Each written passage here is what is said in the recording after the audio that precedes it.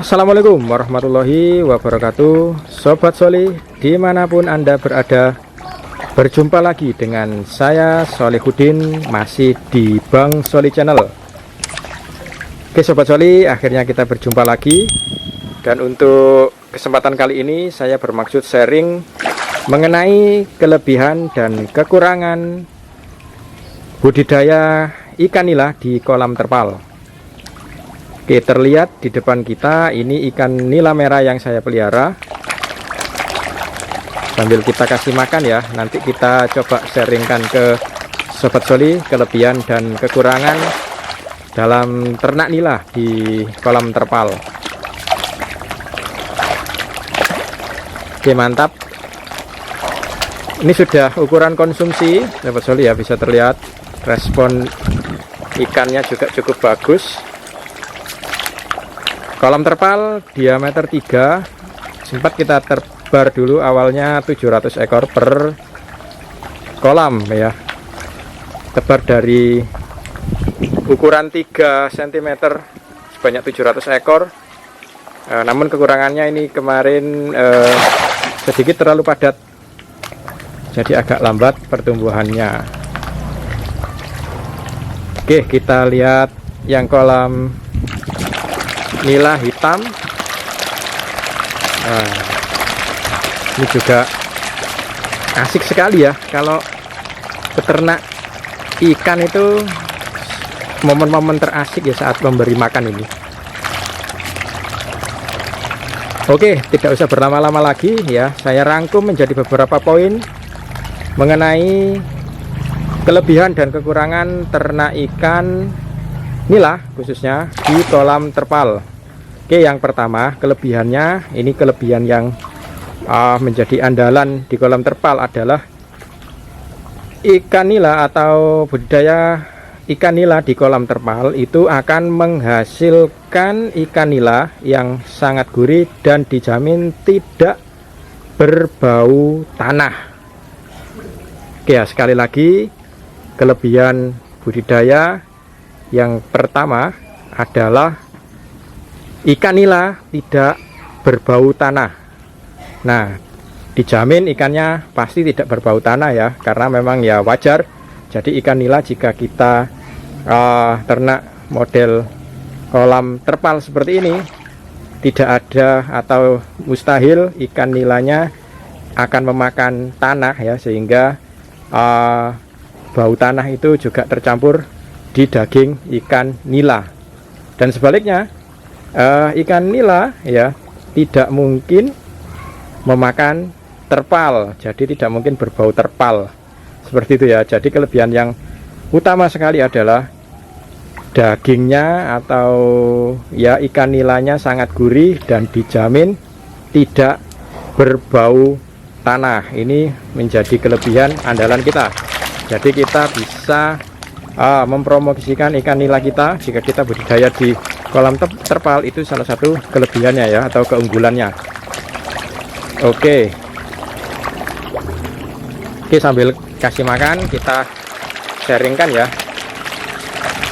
Oke, yang kedua kelebihan budidaya ikan nila dengan kolam terpal adalah mudah sekali untuk pengkondisian air ya. Jika kita bandingkan dengan kolam-kolam yang lain, misalkan kolam beton maupun kolam tanah khususnya, itu akan lebih mudah jika kita menggunakan kolam terpal, karena sistem pengeluaran airnya itu sudah dirancang mudah. Nah, bisa dilihat seperti sebelah sana, itu kita tinggal membuang airnya lewat paralon itu saja. Jadi akan sangat mudah sekali kita mengkondisikan atau mengontrol air di kolam kita. Tentunya kita harus menguasai rumusnya ya. Untuk rumus-rumus pengontrolan air sudah sering saya jelaskan di video-video sebelumnya. Oke, itu yang kedua. Kemudian yang ketiga, kita coba beralih ke kolam sini dulu. Ya, yang ketiga adalah ikan nila itu ikan yang sangat mudah sekali dipijahkan. Jadi jika kita menggunakan kolam terpal ya, jadi masuk kelebihan di kolam terpal adalah mudah memijahkan ikan nila ya. Artinya dengan kolam terpal kita lebih mempermudah ya, lebih mempermudah untuk proses pemijahan ya, karena dengan sistem seperti ini ya, sistem seperti ini dengan pembuangan tadi yang sudah saya jelaskan, pembuangannya lebih simpel, jadi kita bisa memijahkan beberapa ekor dalam kolam ini. Biasanya kita tebar misalkan 50 ekor itu ya, 50 ekor kita tebar, nanti dengan sendirinya dia gampang sekali memijah. Seperti kita lihat di depan kita ini adalah hasil pijahan sendiri, hasil pijahan sendiri bisa terlihat. Ini adalah kelebihan jika kita menggunakan kolam terpal, sangat mudah sekali dibandingkan dengan kolam tanah pun mungkin pengkontrolan anakannya ini akan susah. Jika di kolam terpal akan sangat mudah, baik mengambil indukan maupun memisahkan si buraya atau ikan anakan itu sendiri. Oke, itu kelebihan yang ketiga. Kemudian kelebihan yang keempat adalah tentunya dengan desain kolam seperti terlihat di depan kita, dia di atas tanah, maka tidak mudah kebanjiran ya, tidak mudah kebanjiran.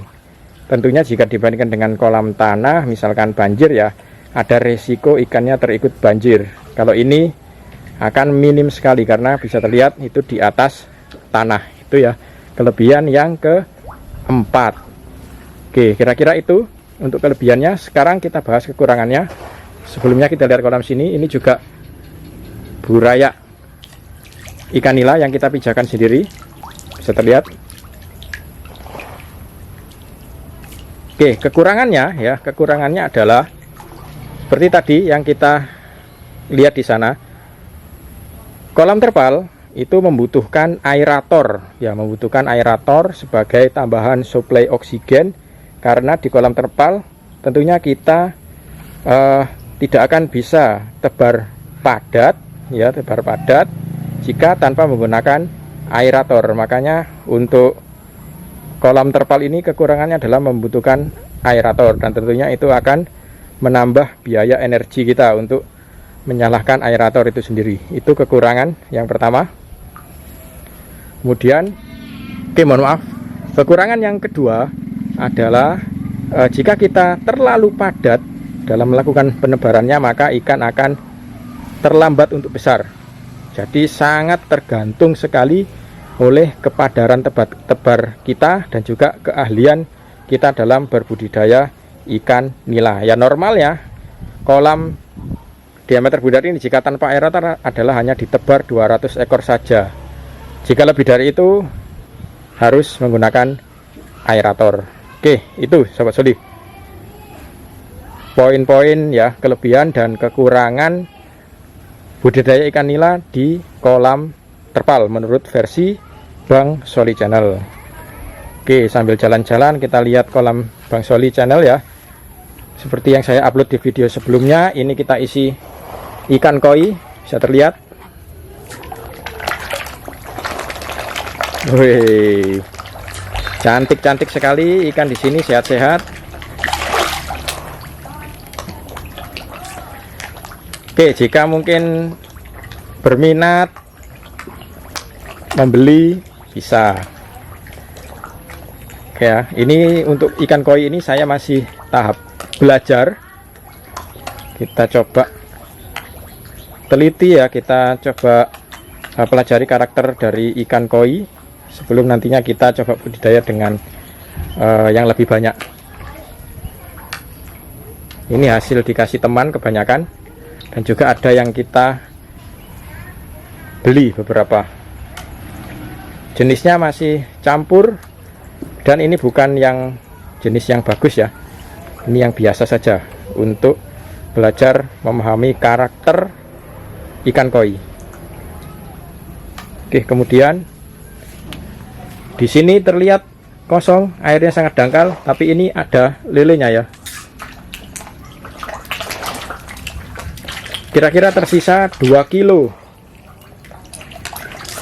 Dan rencananya nanti akan kita habiskan. Ini kita masak tentunya. Kemudian rencana saya ini nanti akan kita buat pemijahan ikan nila merah.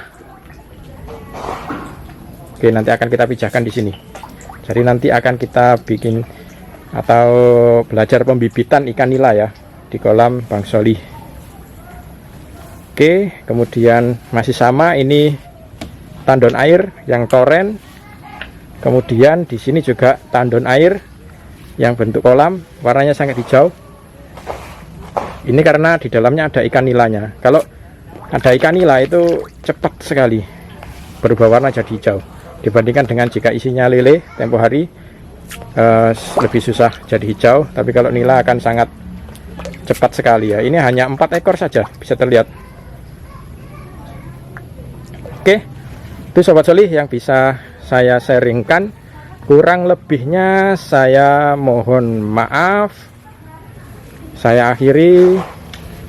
Wassalamualaikum warahmatullahi wabarakatuh. Salam sukses pemuda peternak ikan Indonesia. Mantap.